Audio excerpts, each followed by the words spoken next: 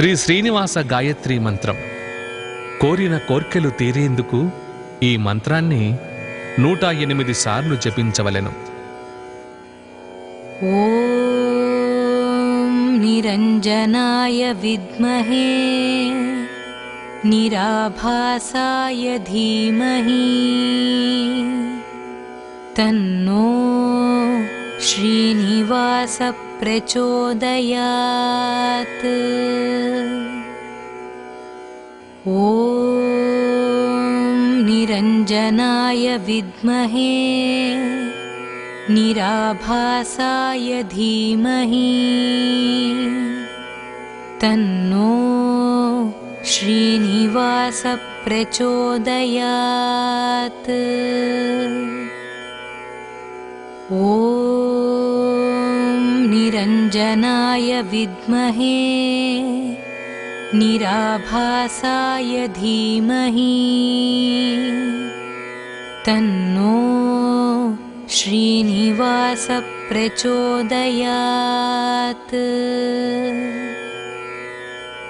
ఓం నిరంజనాయ విద్మహే నిరాభాసాయ ధీమహి తన్నో శ్రీనివాస ప్రచోదయాత్.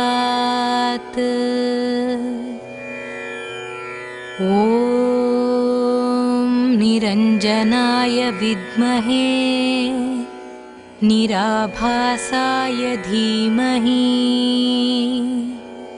తన్నో శ్రీనివాస ప్రచోదయాత్. ఓం నిరంజనాయ విద్మహే నిరాభాసాయ ధీమహి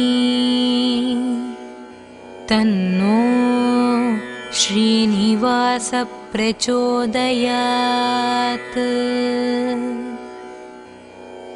ఓం నిరంజనాయ విద్మహే నిరాభాసాయ ధీమహి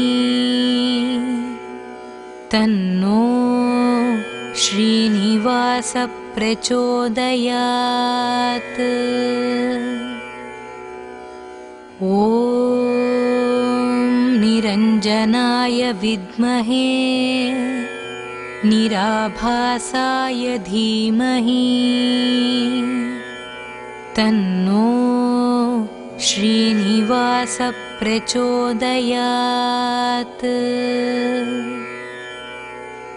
ఓం నిరంజనాయ విద్మహే నిరాభాసాయ ధీమహి తన్నో శ్రీనివాస ప్రచోదయాత్. ఓం నిరంజనాయ విద్మహే నిరాభాసాయ ధీమహి తన్నో శ్రీనివాస ప్రచోదయాత్.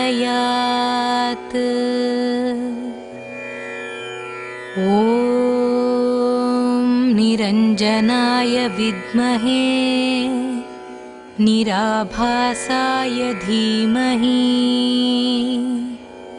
తన్నో శ్రీనివాస ప్రచోదయాత్.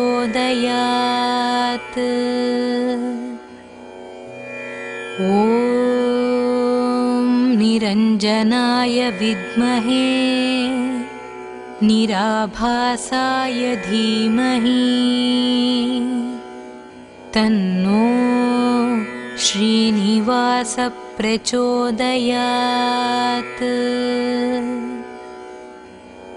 ఓం నిరంజనాయ విద్మహే నిరాభాసాయ ధీమహి తన్నో శ్రీనివాస ప్రచోదయాత్. ఓం నిరంజనాయ విద్మహే निराभासाय धीमहि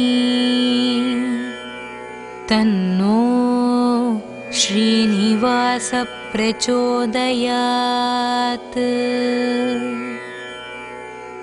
ॐ निरञ्जनाय विद्महे निराभासाय धीमहि तन्नो श्रीनिवास प्रचोदयात्। ॐ निरञ्जनाय विद्महे निराभासाय धीमहि तन्नो श्रीनिवास प्रचोदयात्। ॐ निरञ्जनाय विद्महे निराभासाय धीमहि तन्नो श्रीनिवास प्रचोदयात्। ॐ निरञ्जनाय विद्महे निराभासाय धीमहि तन्नो श्रीनिवास प्रचोदयात्। ॐ निरञ्जनाय विद्महे निराभासाय धीमहि तन्नो श्रीनिवास प्रचोदयात्। ॐ निरञ्जनाय विद्महे निराभासाय धीमहि तन्नो श्रीनिवास प्रचोदयात्। ॐ निरञ्जनाय विद्महे निराभासाय धीमहि तन्नो श्रीनिवास प्रचोदयात्। ॐ निरञ्जनाय विद्महे निराभासाय धीमहि तन्नो श्रीनिवास प्रचोदयात्। ॐ निरञ्जनाय विद्महे निराभासाय धीमहि तन्नो श्रीनिवास प्रचोदयात्। ॐ निरञ्जनाय विद्महे निराभासाय धीमहि तन्नो श्रीनिवास प्रचोदयात्। ॐ निरञ्जनाय विद्महे निराभासाय धीमहि तन्नो श्रीनिवास प्रचोदयात्। ॐ निरञ्जनाय विद्महे निराभासाय धीमहि तन्नो श्रीनिवास प्रचोदयात्। ॐ निरञ्जनाय विद्महे निराभासाय धीमहि तन्नो श्रीनिवास प्रचोदयात्। ॐ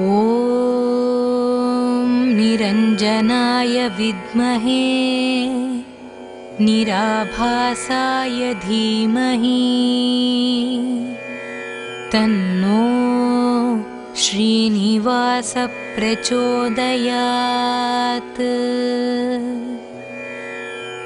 ॐ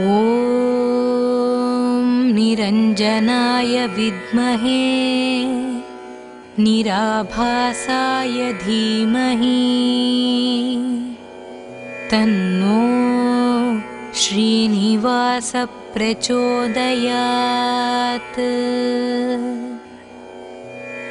ॐ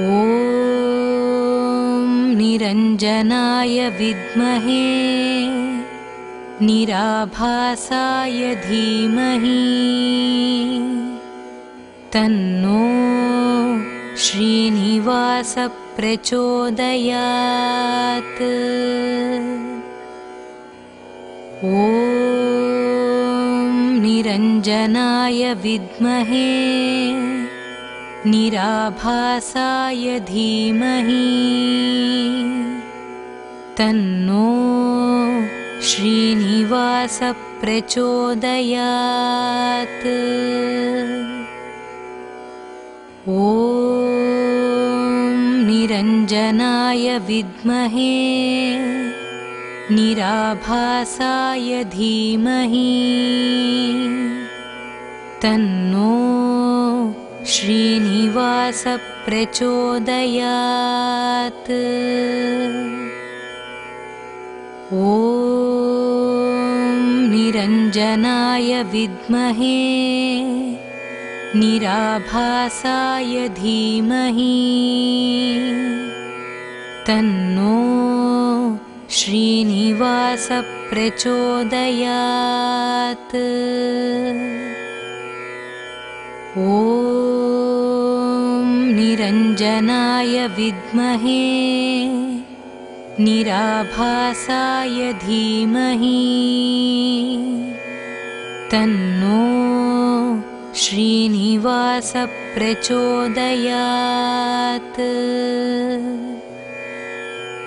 ॐ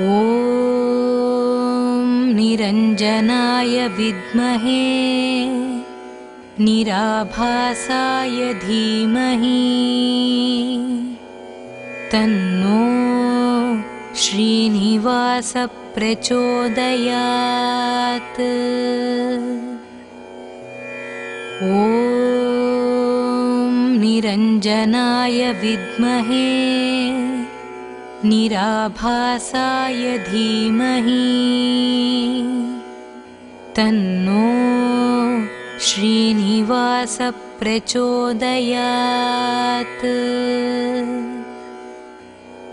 ॐ निरञ्जनाय विद्महे निराभासाय धीमहि तन्नो श्रीनिवासः प्रचोदयात्। ॐ निरञ्जनाय विद्महे निराभासाय धीमहि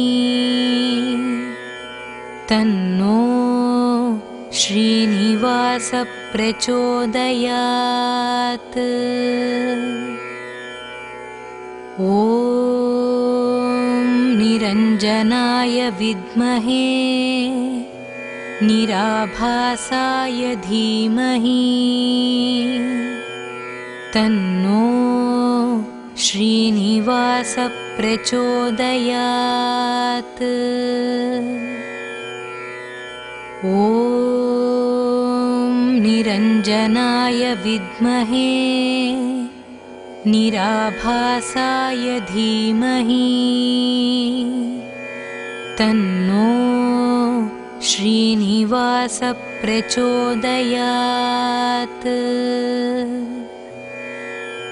ॐ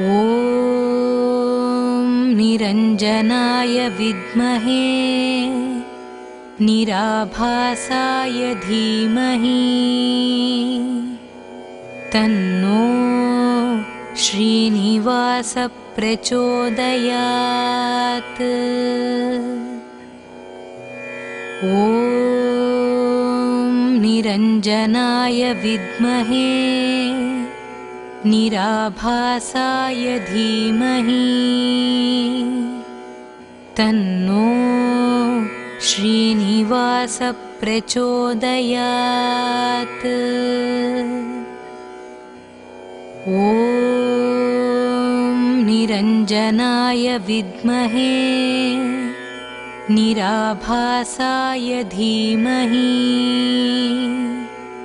तन्नो श्रीनिवास प्रचोदयात्।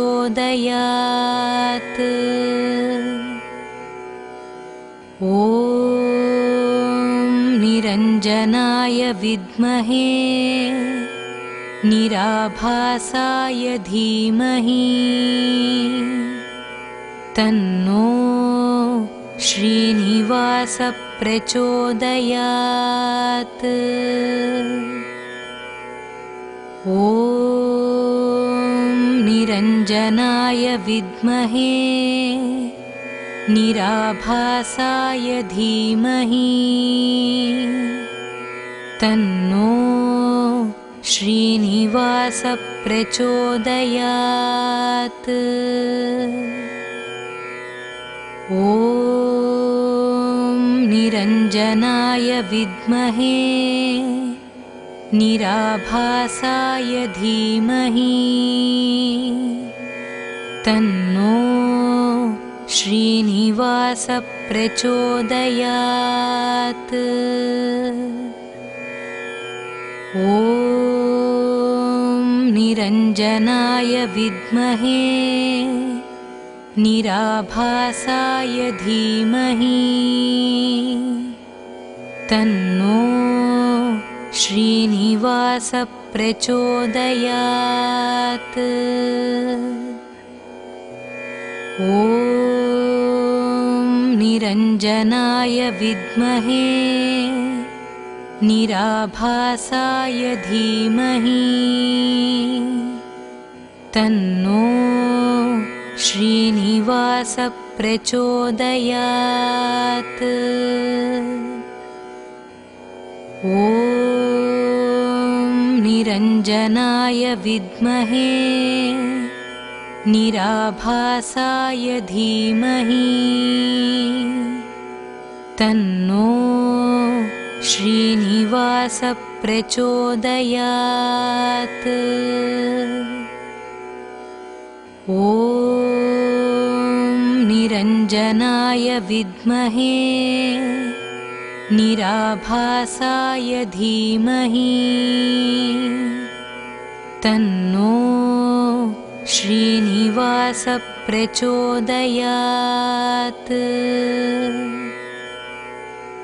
ॐ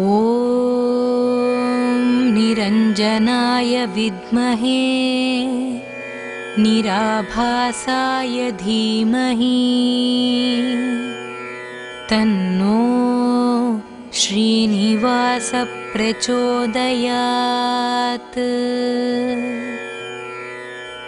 ॐ निरञ्जनाय विद्महे निराभासाय धीमहि तन्नो श्रीनिवास प्रचोदयात्। ॐ निरञ्जनाय विद्महे निराभासाय धीमहि तन्नो श्रीनिवास प्रचोदयात्। ॐ निरञ्जनाय विद्महे निराभासाय धीमहि तन्नो श्रीनिवास प्रचोदयात्। ॐ निरञ्जनाय विद्महे निराभासाय धीमहि तन्नो श्रीनिवास प्रचोदयात्।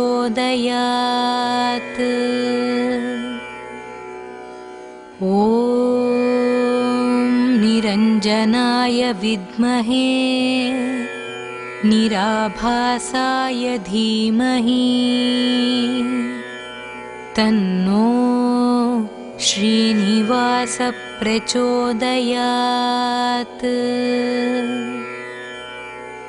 ॐ निरञ्जनाय विद्महे निराभासाय धीमहि तन्नो श्रीनिवास प्रचोदयात्। ॐ निरञ्जनाय विद्महे निराभासाय धीमहि तन्नो श्रीनिवास प्रचोदयात्। ॐ निरञ्जनाय विद्महे निराभासाय धीमहि तन्नो श्रीनिवास प्रचोदयात्। ॐ निरञ्जनाय विद्महे निराभासाय धीमहि तन्नो श्रीनिवास प्रचोदयात्। ॐ निरञ्जनाय विद्महे निराभासाय धीमहि तन्नो श्रीनिवास प्रचोदयात्। ॐ निरञ्जनाय विद्महे निराभासाय धीमहि तन्नो श्रीनिवास प्रचोदयात्। ॐ निरञ्जनाय विद्महे निराभासाय धीमहि तन्नो श्रीनिवास प्रचोदयात्। ॐ निरञ्जनाय विद्महे निराभासाय धीमहि तन्नो श्रीनिवास प्रचोदयात्। ॐ निरञ्जनाय विद्महे निराभासाय धीमहि तन्नो श्रीनिवास प्रचोदयात्। ॐ निरञ्जनाय विद्महे निराभासाय धीमहि तन्नो श्रीनिवास प्रचोदयात्। ॐ निरञ्जनाय विद्महे निराभासाय धीमहि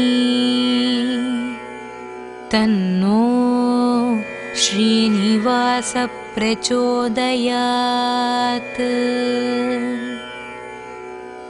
ॐ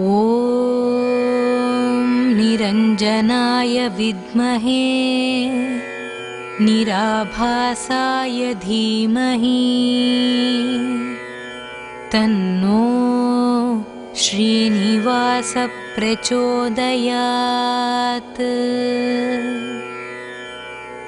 ॐ निरञ्जनाय विद्महे निराभासाय धीमहि तन्नो श्रीनिवास प्रचोदयात्।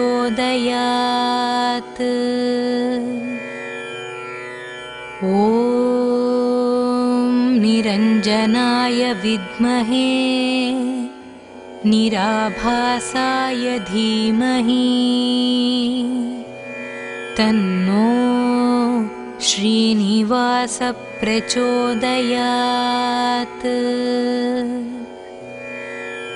ॐ निरञ्जनाय विद्महे निराभासाय धीमहि तन्नो श्रीनिवास प्रचोदयात्।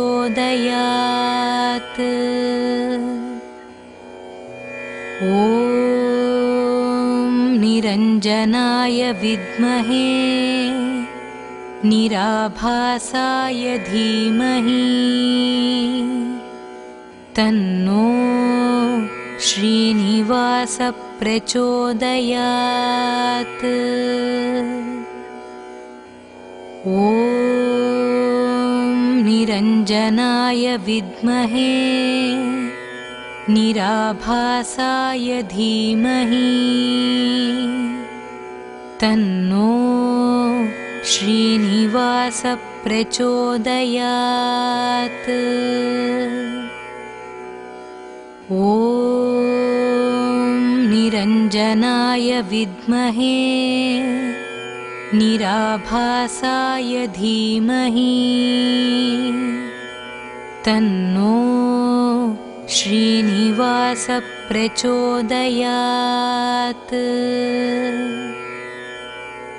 ॐ निरञ्जनाय विद्महे निराभासाय धीमहि तन्नो श्रीनिवास प्रचोदयात्। ॐ निरञ्जनाय विद्महे निराभासाय धीमहि तन्नो श्रीनिवास प्रचोदयात्।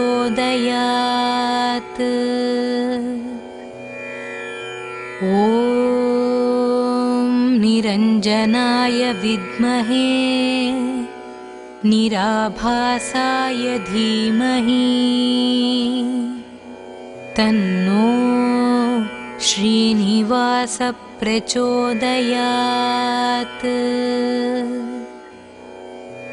ॐ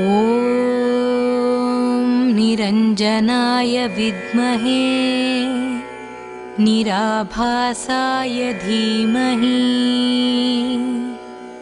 तन्नो श्रीनिवास प्रचोदयात्। ॐ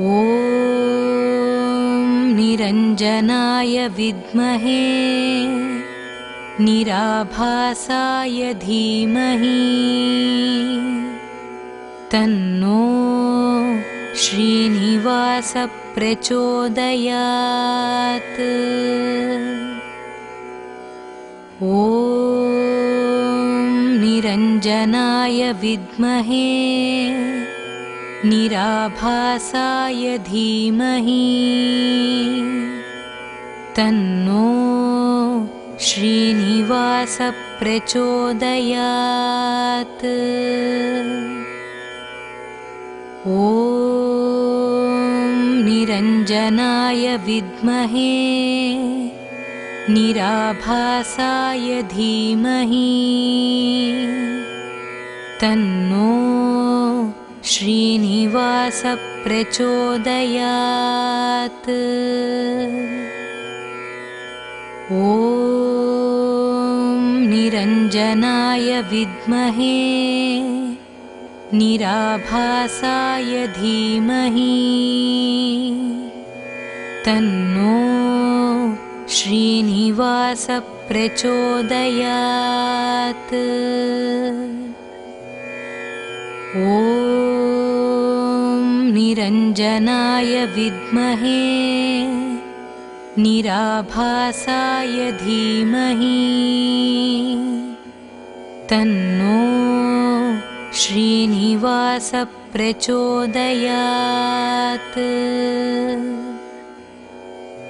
ॐ निरञ्जनाय विद्महे निराभासाय धीमहि तन्नो श्रीनिवास प्रचोदयात्। ॐ निरञ्जनाय विद्महे निराभासाय धीमहि तन्नो श्रीनिवास प्रचोदयात्।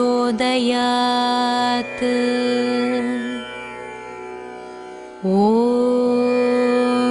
निरञ्जनाय विद्महे निराभासाय धीमहि तन्नो श्रीनिवास प्रचोदयात्। ॐ निरञ्जनाय विद्महे निराभासाय धीमहि तन्नो श्रीनिवास प्रचोदयात्। ॐ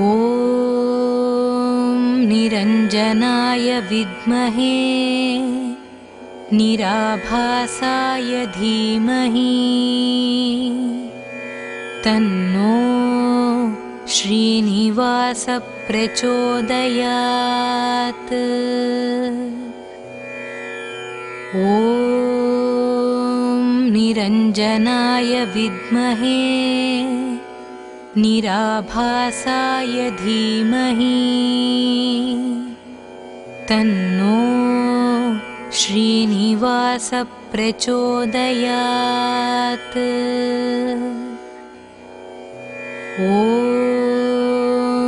निरञ्जनाय विद्महे निराभासाय धीमहि तन्नो श्रीनिवास प्रचोदयात्। ॐ निरञ्जनाय विद्महे निराभासाय धीमहि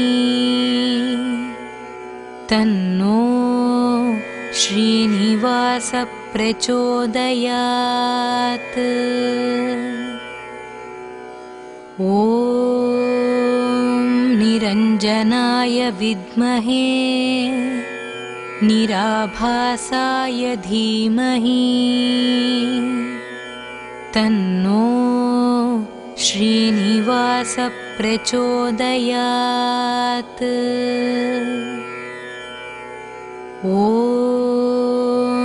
निरञ्जनाय विद्महे निराभासाय धीमहि तन्नो श्रीनिवास प्रचोदयात्। ॐ निरञ्जनाय विद्महे निराभासाय धीमहि तन्नो श्रीनिवास प्रचोदयात्। ॐ निरञ्जनाय विद्महे निराभासाय धीमहि तन्नो श्रीनिवास प्रचोदयात्।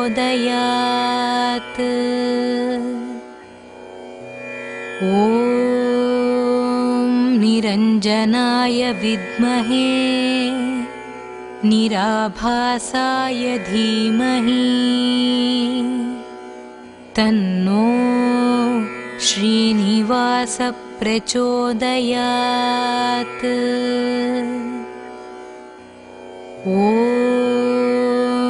निरञ्जनाय विद्महे निराभासाय धीमहि तन्नो श्रीनिवास प्रचोदयात्।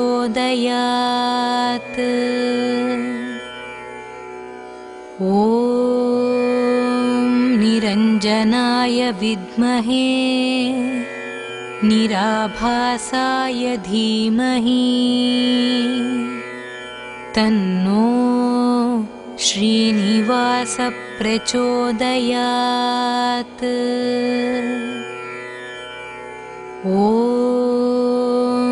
निरञ्जनाय विद्महे निराभासाय धीमहि तन्नो श्रीनिवास प्रचोदयात्।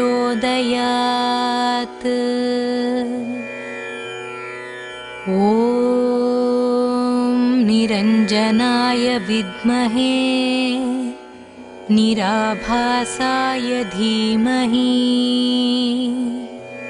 तन्नो श्रीनिवास प्रचोदयात्।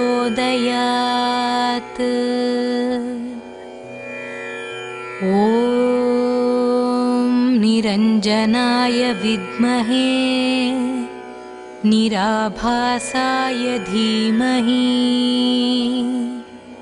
तन्नो श्रीनिवास प्रचोदयात्।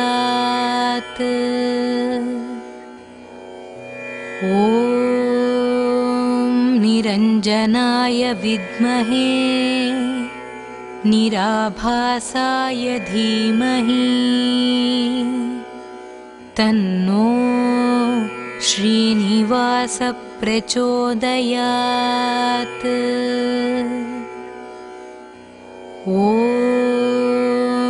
निरञ्जनाय विद्महे निराभासाय धीमहि तन्नो श्रीनिवास प्रचोदयात्।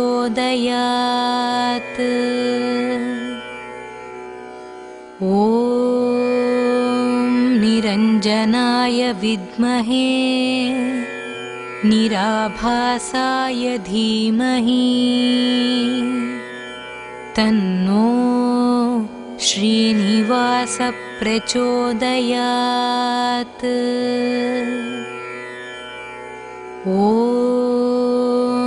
निरञ्जनाय विद्महे निराभासाय धीमहि तन्नो श्रीनिवास प्रचोदयात्।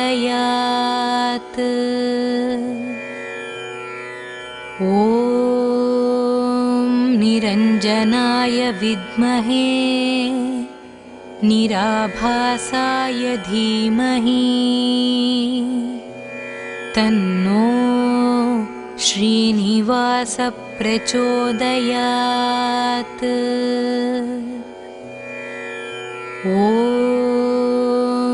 निरञ्जनाय विद्महे निराभासाय धीमहि तन्नो श्रीनिवास प्रचोदयात्।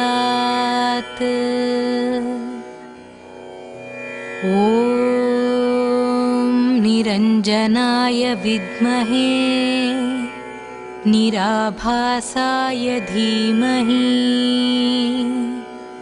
तन्नो श्रीनिवास प्रचोदयात्।